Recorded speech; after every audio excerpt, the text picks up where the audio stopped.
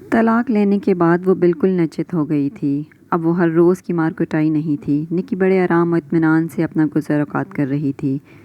یہ طلاق پورے 10 برس کے بعد ہوئی تھی۔ نکی کا شوہر بہت ظالم تھا، پرلے درجے کا نکٹھو اور شرابی کبابی۔ بھنگ چرس کی بھی لت تھی، کئی دن بھنگڑ خانوں میں پڑا رہتا تھا۔ ایک لڑکا ہوا تھا، وہ پیدا ہوتے ہی مر گیا۔ برس کے بعد ایک لڑکی ہوئی جو زندہ تھی اور اب 9 برس کی تھی۔ نکی سے اس کے شوہر گام کو اگر کوئی دلچسپی تھی تو صرف اتنی کہ وہ اس کو مار پیٹ سکتا تھا، جی بھر کے گالیاں دے سکتا تھا، طبیعت میں آئے تو کچھ عرصے کے لیے گھر سے نکال دیتا تھا۔ اس کے علاوہ وہ نکی سے اس کو اور کوئی سروکار نہیں تھا۔ محنت مزدوری کی جو تھوڑی سی رقم نکی کے پاس جمع ہوتی تھی وہ اس سے زبردستی چھین لیتا تھا۔ طلاق بہت پہلے ہی ہو چکی ہوتی، اس لیے کہ میاں بیوی کے نباہ کی کوئی صورت ہی نہیں تھی۔ یہ صرف گام کی ضد تھی کہ معاملہ اتنی دیر لٹکا رہا۔ اس کے علاوہ ایک بات یہ تھی کہ نکی کے آگے پیچھے کوئی نہیں تھا۔ ماں باپ نے اس کو ڈولی میں گام کے سپرد کیا اور 2 مہینے کے اندر خدا کو پیارے ہو گئے، جیسے انہوں نے صرف اس غرض کے لیے موت کو روک رکھا تھا۔ انہیں اپنی بیٹی کو ایک لمبی موت کے لیے گام کے حوالے کرنا تھا۔ بہت دور کے 2 ایک رشتے دار ہوں گے مگر نکی سے ان کا کوئی واسطہ نہیں تھا۔ انہوں نے خود کو اور زیادہ دور کر لیا تھا۔ گام کیسا ہے یہ نکی کے ماں باپ اچھی طرح جانتے تھے۔ ان کی بیٹی ساری عمر روتی رہے گی یہ بھی ان کو اچھی طرح معلوم تھا، مگر انہوں نے اپنی زندگی میں ایک فرض سے سبکدوش ہونا تھا اور وہ ایسے سبکدوش ہوئے کہ سارا بوجھ نکی کے ناتواں کاندھوں پر ڈال گئے۔ طلاق لینے سے نکی کا یہ مطلب نہیں تھا کہ کسی شریف سے نکاح کرنا چاہتی تھی۔ دوسری شادی کا اس کو کبھی خیال بھی نہ آیا تھا۔ طلاق ہونے کے بعد وہ کیا کرے گی کیا نہیں کرے گی اس کے متعلق بھی نکی نے کبھی نہیں سوچا تھا۔ اصل میں وہ ہر روز کی بک بک اور جھک جھک سے صرف ایک اطمینان کا سانس لینا چاہتی تھی۔ اس کے بعد جو ہونے والا تھا اس کو نکی بخوشی برداشت کرنے کے لیے تیار تھی۔ لڑائی جھگڑے کا آغاز تو پہلے ہی روز سے ہو گیا تھا جب نکی دلہن بن کر گام کے گھر گئی، لیکن طلاق کا سوال اس وقت پیدا ہوا تھا جب وہ گام کے سدھار کے لیے دعائیں مانگ مانگ کر عاجز آ گئی تھی اور اس کے ہاتھ اپنی یا اس کی موت کے لیے اٹھنے لگے تھے۔ جب یہ ہیلا بھی کام نہیں آیا تو اس نے اپنے شوہر کی منت سماجت شروع کی کہ وہ اسے بخش دے اور علیحدہ کر دے، مگر قدرت کی ستم ظریفی دیکھیے کہ 10 برس کے بعد ایک ادھیڑ عمر کی میراثن سے گام کی آنکھ لڑی اور ایک دن اس کے کہنے پر اس نے نکی کو طلاق دے دی اور بیٹی پر بھی اپنا حق نہ جمایا۔ حالانکہ نکی کو اس بات کا ہمیشہ دھڑکا رہتا تھا کہ اگر اس کا شوہر طلاق پر راضی بھی ہو گیا تو وہ بیٹی کبھی بھی اس کے حوالے نہیں کرے گا۔ بہرحال ایک چھوٹی سی کوٹری کرائے پر لے کر چین کے دن گزارنے لگی۔ اس کے 10 برس اداس خاموش گزرے تھے۔ دل میں ہر روز اس کے بڑے بڑے طوفان جمع ہوتے تھے، مگر وہ خاوند کے سامنے اف تک نہیں کر سکتی تھی، اس لیے کہ اسے بچپن ہی سے یہ تعلیم ملی تھی کہ شوہر کے سامنے بولنا ایسا گناہ ہے جو کبھی بخشا ہی نہیں جاتا۔ اب وہ آزاد تھی، اس لیے وہ چاہتی تھی کہ اپنے 10 برس کی بھڑاس کسی نہ کسی طرح نکال لے۔ چنانچہ ہمسایوں سے اس کی اکثر لڑائی بھڑائی ہونے لگی۔ معمولی تو میں ہوتی جو گالیوں کی جنگ میں تبدیل ہو جاتی۔ نکی پہلے جس قدر خاموش تھی اب اس قدر اس کی زبان چلتی تھی، ایسی گالیاں دیتی کہ حریف کے چھکے چھوٹ جاتے۔ آہستہ آہستہ سارے محلے پر نکی کی دھاک بیٹھ گئی۔ یہاں کاروباری قسم کے مرد رہتے تھے جو صبح سویرے اٹھ کر کام پر نکل جاتے اور رات دیر سے گھر لوٹتے۔ سارے دن میں عورتوں میں جو لڑائی جھگڑا ہوتا اس سے وہ مرد بالکل الگ تھلگ رہتے تھے۔ ان میں سے شاید کسی کو پتہ بھی نہیں تھا کہ نکی کون ہے اور محلے کی ساری عورتیں اس سے کیوں دبتی ہیں۔ چرخہ کاٹ کر بچوں کے لیے گڈیاں بنا کر اور اسی طرح کے چھوٹے موٹے کام کر کے وہ گزر اوقات کے لیے کچھ نہ کچھ پیدا کر لیتی تھی۔ طلاق لی اسے قریب 1 برس ہو چلا تھا۔ اس کی بیٹی بھولی اب 11 کی لگ بھگ تھی اور بڑی سرعت سے جوان ہو رہی تھی۔ نکی کو اس کی شادی بیاہ کی بہت فکر رہتی تھی۔ اس کے اپنے زیور تھے جو ایک ایک کر کے گام نے چٹ کر لیے تھے۔ ایک صرف ناک کی کیل باقی رہ گئی تھی، وہ بھی گھس گھس کر آدھی رہ گئی تھی۔ اسے بھولی کا پورا جہیز بنانا تھا اور اس کے لیے کافی روپیہ درکار تھا۔ تعلیم تھی وہ اس نے اپنی طرف سے ٹھیک دی تھی، قرآن ختم کرا دیا تھا، معمولی حرف شناسی کر لیتی تھی، کھانا پکانا خوب آتا تھا، گھر کے دوسرے کام کاج بھی اچھی طرح جانتی تھی۔ چونکہ نکی کو اپنی زندگی میں بہت تلخ تجربہ ہوا تھا اس لیے اس نے بھولی کو خاوند کی اطاعت گزار ہونے کے لیے کبھی اشارہ بھی نہیں کیا تھا۔ وہ چاہتی تھی کہ اس کی بیٹی سسرال میں راج کرے۔ ماں کے ساتھ جو کچھ بیتا تھا اس بپتا کا سارا حال بھولی کو معلوم تھا، مگر ہمسایوں کے ساتھ جب نکی کی لڑائی ہوتی تھی تو وہ پانی پی پی کر اسے کوستی تھیں اور یہ تانے دیتی تھیں کہ وہ متعلقہ ہے جس کو خاوند نے صرف اس لیے علیحدہ کیا تھا کہ اس غریب کا ناک میں دم کر رکھا تھا، اور بہت سی باتیں اپنی ماں کے کردار و اتوار کے متعلق اس کی سماعت میں آتی تھیں، مگر وہ خاموش رہتی تھی۔ بڑے بڑے مارکے کی لڑائیاں ہوتی مگر وہ کان سمیٹے اپنے کام میں لگی رہتی۔ جب سارے محلے پر نکی کی دھاک بیٹھ گئی تو کئی عورتوں نے مرعوب ہو کر اس کے پاس آنا جانا شروع کر دیا۔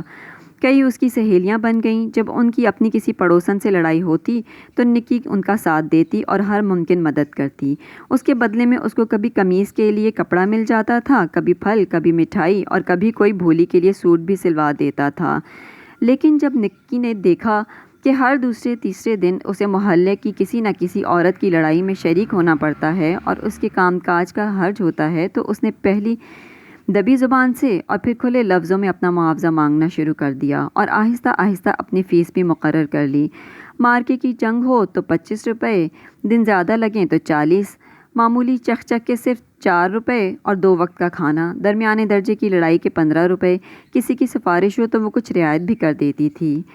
اب چونکہ اس نے دوسروں کی طرف سے لڑنا اپنا پیشہ بنا لیا تھا، اس لیے محلے کی تمام عورتوں اور ان کے بہو بیٹیوں کے تمام فضیلتیں یاد رکھنے پڑتے تھے، ان کا تمام حسب و نسب معلوم کر کے اپنی یادداشت میں محفوظ کرنا پڑتا تھا۔ مثال کے طور پر اس کو یہ معلوم تھا کہ اونچی حویلی والی سوداگر کی بیوی جو اپنے ناک پر مکھی نہیں بیٹھنے دیتی ایک موچی کی بیٹی ہے، اس کا باپ شہر میں لوگوں کے جوتے گانٹتا پھرتا تھا، اور اس کا خاوند جو جناب شیخ کہلاتا ہے معمولی کسائی تھا۔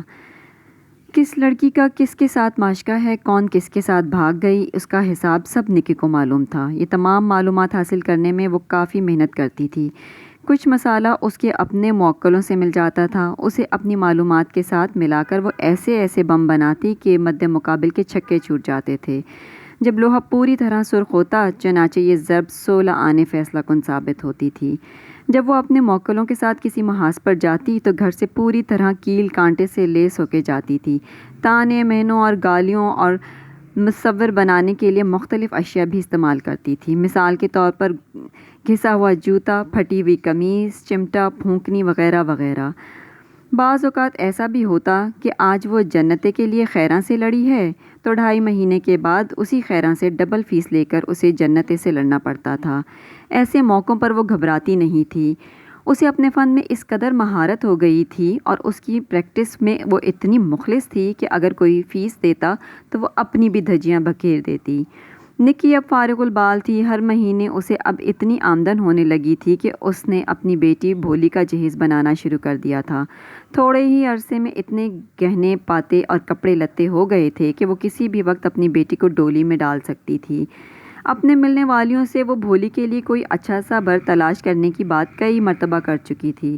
شروع میں تو اس کو کوئی جلدی نہیں تھی، مگر جب بھولی 16 برس کی ہو گئی، لوٹھاں کی لوٹھاں، قد کاٹ کی چونکہ اچھی تھی اس لیے 14ویں برس ہی میں پوری جوان عورت بن گئی تھی۔ 17ویں میں تو ایسا لگتا تھا کہ وہ اس کی چھوٹی بہن ہے۔ چنانچہ اب نکی کو دن رات اس کے بیاہ کی فکر ستانے لگی۔ نکی نے بڑی دوڑ دھوپ کی، کوئی صاف انکار تو نہیں کرتا تھا مگر دل سے حامی بھی نہیں بھرتا تھا۔ اس نے محسوس کیا کہ ہو نہ ہو لوگ اس سے ڈرتے ہیں۔ اس کی یہ صفت کہ لڑنے کے فن میں اپنا جواب نہیں رکھتی تھی، دراصل اس کے آڑے آ رہی تھی۔ دن پر دن چڑھتے جا رہے تھے اور گھر میں پہاڑ سی جوان بیٹی کنواری بیٹھی تھی۔ نکی کو اپنے پیشے سے اب گھن آنے لگی۔ اس نے سوچا کہ ایسا ذلیل کام کیوں اس نے اختیار کیا، مگر وہ کیا کرتی؟ محلے میں آرام چین کی جگہ پانے کے لیے اسے پڑوسنوں کا مقابلہ کرنا ہی تھا۔ اگر وہ نہ کرتی تو اسے دب کے رہنا پڑتا، پہلے خاوند کے جوتے کھاتی تھی، پھر ان کی غلامی کرنی پڑتی۔ یہ عجیب بات تھی کہ برسوں دبے رہنے کے بعد جب اس نے اپنا جھکا ہوا سر اٹھایا اور مخالف قوتوں کا مقابلہ کر کے ان کو شکست دی، یہ قوتیں جھک کر اس کی امداد کی طالب ہوئیں کہ دوسری قوتوں کو شکست دے سکیں، اور اس کو اس امداد پر کچھ اس طرح راغب کیا گیا کہ اس کو چسکا ہی پڑ گیا۔ اس کے متعلق جو سوچتی تو اس کا دل نہ مانتا، کیونکہ اس نے صرف بھولی کی خاطر اس پیشے کو جیسے اب وہ ذلیل سمجھنے لگے تھے اختیار کیا تھا۔ یہ بھی کم عجیب چیز نہیں تھی کہ نکی کو روپے دے کر عورت پر انگلی رکھ دی جاتی تھی اور اسے کہا جاتا تھا وہ اس کی 700 پیڑھیاں پن ڈالے، اس کے آباء و اجداد کی ساری کمزوریاں ماضی کے ملبے سے کریت کر نکالے اور اس کے وجود پر ڈھیر کر دے۔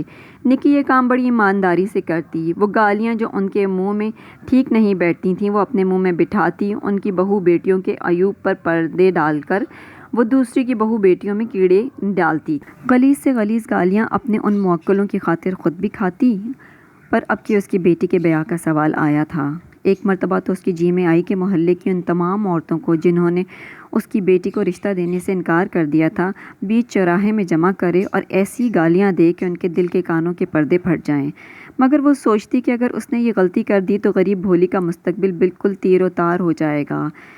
جب چاروں طرف سے مایوس ہوئی تو نکی نے شہر چھوڑنے کا ارادہ کر لیا۔ ایک طرف یہی راستہ رہ گیا تھا جس سے بھولی کی شادی کا کٹن مرحلہ طے ہو سکتا تھا۔ چنانچہ اس نے ایک روز بھولی سے کہا، بیٹا میں نے سوچا ہے کہ اب کسی اور شہر جا رہے ہیں۔ بھولی نے چونک کر پوچھا، کیوں ماں؟ بس اب یہاں رہنے کو جی نہیں چاہتا۔ نکی نے اس کی طرف ممتا بھری نظروں سے دیکھا اور کہا، تیرے بیاہ کی فکر میں گھلی جا رہی ہوں، یہاں بیل مونڈھے نہیں چڑھے گی، تیری ماں کو سب ذلیل سمجھتے ہیں۔ بھولی کافی سیانی تھی، فوراً ان کی باتوں کا مطلب سمجھ گئی۔ اس نے صرف اتنا کہا، ہاں ماں۔ نکی کو ان دو لفظوں سے سخت صدمہ پہنچا۔ بڑے دکھی لہجے میں اس نے بھولی سے سوال کیا، کیا تو بھی مجھے ذلیل سمجھتی ہے؟ بھولی نے جواب نہ دیا اور آٹا گوندنے میں مصروف ہو گئی۔ اس دن نکی نے عجیب عجیب باتیں سوچیں۔ اس کے سوال کرنے پر بھولی خاموش کیوں ہو گئی تھی؟ کیا وہ اسے واقعی ذلیل سمجھتی ہے؟ کیا وہ اتنا بھی نہ کہہ سکتی تھی کہ نہیں ماں؟ کیا یہ باپ کے خون کا اثر تھا؟ بات میں سے بات نکل آتی اور وہ بری طرح ان میں الجھ جاتی۔ اسے بیتے ہوئے 10 برس یاد آتے، بیاہی زندگی کے 10 برس جس کا ایک ایک دن مار پیٹ اور گالی گلوچ سے بھرا تھا۔ پھر وہ اپنی نظروں کے سامنے متعلقہ زندگی کے دن ملاتی، ان میں بھی گالیاں ہی گالیاں تھیں جو وہ پیسے کی خاطر دوسروں کو دیتی رہی تھی۔ تھک ہار کر وہ بعض اوقات کوئی سہارا ٹٹولنے لگتی اور سوچتی، کیا ہی اچھا ہوتا کہ وہ طلاق نہ لیتی، آج بیٹی کا بوجھ کام کے کندھوں پر ہوتا۔ نکھٹو تھا، پرلے درجے کا ظالم تھا، عیبی تھا، مگر بیٹی کے لیے ضرور کچھ نہ کچھ کرتا۔ یہ اس کے عجز کی انتہا تھی۔ پرانی یادیں اور ان کے دیے ہوئے درد اب آہستہ آہستہ نکی کے جوڑوں میں ابھرنے لگے۔ پہلے اس نے کبھی اف تک نہیں کی تھی، پر اب اٹھتے بیٹھتے ہائے ہائے کرنے لگی۔ اس کے کانوں میں ہر وقت ایک شور سا برپا ہونے لگا، جیسے کان کے پردوں پر وہ تمام گالیاں جو ان گنت لڑائیوں میں اس نے استعمال کی تھیں بجنے لگیں۔ عمر اس کی زیادہ نہیں تھی، 40 کے لگ بھگ تھی، مگر اب نکی کو ایسا محسوس ہوتا تھا کہ وہ بوڑھی ہو گئی ہے۔ اس کی کمر جواب دے چکی ہے، اس کی زبان جو کینچی کی طرح چلتی تھی اب کند ہو گئی ہے۔ بھولی سے گھر کے کام کاج کے متعلق معمولی سی بات کرتے ہوئے اس کو مشقت کرنی پڑتی تھی۔ نکی بیمار پڑ گئی اور چارپائی کے ساتھ لگ گئی۔ شروع میں تو وہ اس بیماری کا مقابلہ کرتی رہی، بھولی کو بھی اس نے خبر نہ ہونے دی کہ اندر ہی اندر کون سی دیمک اسے چاٹ رہی ہے، لیکن ایک دم ایسی نڈھال ہوئی کہ اس سے اٹھا تک نہ گیا۔ بھولی کو بہت تشویش ہوئی، اس نے حکیم بلایا، جس نے نبض دیکھ کر بتایا کہ فکر کی کوئی بات نہیں، پرانا بخار ہے، علاج سے دور ہو جائے گا۔ علاج باقاعدہ ہوتا رہا۔ بھولی سعادت مند بیٹیوں کی طرح ماں کی ہر خدمت بجا لا رہی تھی۔ اس سے نکی کی دکھی دل کو کافی تسکین ہوتی تھی، مگر بخار پہلے سے تیز ہو گیا اور آہستہ آہستہ نکی کی بھوک غائب ہو گئی، جس کے باعث وہ بہت ہی لاغر اور نحیف ہو گئی۔ عورتوں میں ایک خداداد وصف ہوتا ہے کہ مریض کی شکل دیکھ کر ہی پہچان لیتی ہیں کہ وہ کتنے دن کا مہمان ہے۔ ایک دو عورتیں جب بیمار پرسی کے لیے نکی کے پاس آئیں تو انہوں نے اندازہ لگایا کہ وہ بمشکل 10 روز نکالے گی۔ چنانچہ یہ بات سارے محلے کو معلوم ہو گئی۔ کوئی بیمار ہو، مرنے کے قریب ہو تو عورتوں کے لیے ایک اچھی خاصی تفریح کا بہانہ نکل آتا ہے۔ گھر سے بند سور کے نکلتی ہیں اور مریض کے سرہانے بیٹھ کر اپنے تمام مرحوم عزیزوں کو یاد کرتی ہیں۔ ان کی بیماریوں کا ذکر ہوتا ہے، وہ تمام علاج بیان کیے جاتے ہیں جو لا علاج ثابت ہوئے تھے۔ پھر گفتگو کا رخ پلٹ کر قمیضوں کے نئے ڈیزائنوں کی طرف آ جاتا ہے۔ نکی ایسی باتوں سے بہت گھبراتی تھی، لیکن خود چونکہ مریضوں کے سرہانے ایسی ہی باتیں کرتی رہی تھی، اس لیے مجبوراً اسے یہ خرافات سننی پڑتی تھی۔ ایک روز جب محلے کی بہت سی عورتیں اس کے گھر میں جمع ہو گئیں تو اس احساس نے اس کو بہت مضطرب کیا کہ اس کا وقت آ چکا ہے۔ ان میں سے ہر ایک کے چہرے پر یہ فیصلہ مرقوم تھا کہ نکی کے دروازے پر موت دستک دے رہی ہے۔ جو عورت آتی اپنے ساتھ ایک کھٹکھٹ لاتی، تنگ آ کر کئی دفعہ نکی کے جی میں آئی کہ کنڈی کھول دے اور دستک دینے والے فرشتے کو اندر بلا لے۔ ان بیمار پرس عورتوں کو سب سے بڑا افسوس بھولی کا تھا۔ نکی سے وہ بار بار اس کا ذکر کرتی کہ ہائے اس بیچاری کا کیا ہوگا، دنیا میں غریب کی صرف ایک ماں ہے، وہ بھی چلی گئی تو اس کا کیا ہوگا۔ پھر وہ اللہ میاں سے دعا کرتیں کہ وہ نکی کی زندگی میں چند دن کا اضافہ کر دے تاکہ وہ بھولی کی طرف سے مطمئن ہو کے مرے۔ نکی کو اچھی طرح معلوم تھا کہ یہ دعا بالکل جھوٹی ہے۔ انہیں بھولی کا اتنا خیال ہوتا تو وہ اس کے رشتے سے انکار کیوں کرتیں؟ صاف انکار تو نہیں کیا تھا، اس لیے کہ یہ دنیا داری کے اصول کے خلاف تھا، مگر کسی نے حامی بھی نہیں بھری تھی۔ وہ چھوٹا سا کمرہ جس میں نکی چارپائی پر پڑی تھی بیمار پرس عورتوں سے بھرا ہوا تھا۔ بھولی نے ان کے بیٹھنے کا انتظام ایسا معلوم ہوتا تھا پہلے سے ہی کر رکھا تھا۔ پیڑھیاں کم تھیں اس لیے اس نے کھجور کے پتوں کی چٹائی بچھا دی تھی۔ بھولی کے اس اہتمام و انتظام سے نکی کو بڑا صدمہ پہنچا تھا، گویا وہ بھی دوسری عورتوں کی طرح اس کی موت کے استقبال کے لیے تیار تھی۔ بخار تیز تھا، دماغ تپا ہوا تھا۔ نکی نے اوپر تلے بہت تکلیف دہ باتیں سوچیں تو بخار اور تیز ہو گیا اور اس پر ہذیانی کیفیت طاری ہو گئی۔ جلدی جلدی بے جوڑ باتیں کرنے لگی۔ بیمار پرس عورتوں نے معنی خیز نظروں سے ایک دوسرے کی طرف دیکھا۔ وہ جو اٹھ کر جانے والی تھیں نکی کا وقت قریب دیکھ کر بیٹھ گئیں۔ نکی بکے جا رہی تھی، ایسا معلوم ہوتا تھا وہ کسی سے لڑ رہی ہے۔ میں تیری ہشت پشت کو اچھی طرح جانتی ہوں، جو کچھ تو نے میرے ساتھ کیا ہے وہ دشمن کسی کے ساتھ بھی نہ کرے۔ میں نے اپنے خاوند کی 10 برس غلامی کی، اس نے مار مار کر میری کھال ادھیڑ دی، پر میں نے اف تک نہ کی۔ اب تو نے مجھ پر یہ ظلم شروع کیے ہیں۔ پھر وہ کمرے میں جمع شدہ عورتوں کو پھٹی پھٹی نظروں سے دیکھتی۔ تم یہاں کیا کرنے آئی ہو؟ نہیں، میں کسی فیس پر بھی لڑنے کے لیے تیار نہیں۔ تم میں سے ہر ایک کے عیب وہی ہیں، پرانے، صدیوں کے پرانے، جو کیڑے پھاتہ میں ہیں وہی تم سب میں ہیں۔ جو بری بیماری پھاتوں کو خاوند کو لگی ہے وہی جنتے کے گھر والے کو چمٹی ہوئی ہے۔ تم سب کوڑھی ہو اور یہ کوڑ تم نے مجھے بھی دیا ہے۔ لعنت ہو تم سب پر، خدا کی لعنت ہو۔ اس کی ہشت پشت کو اچھی طرح جانتی ہوں۔ یہ کیا دنیا بنائی ہے تو نے اے اللہ؟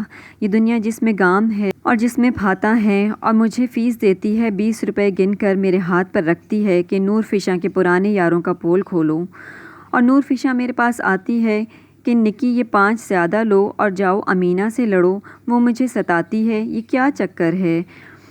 آواز نکی کے حلق میں رکنے لگی۔ تھوڑی دیر کے بعد وہ پیچ و تاب کھا رہی تھی اور ہذیانی کیفیت میں چلا رہی تھی، گام مجھے نہ مار، او گام، او خدا مجھے نہ مار، او خدا، اور گام بڑبڑاتی آخر نکی بیمار پرس عورتوں کے اندازے کے عین مطابق مر گئی۔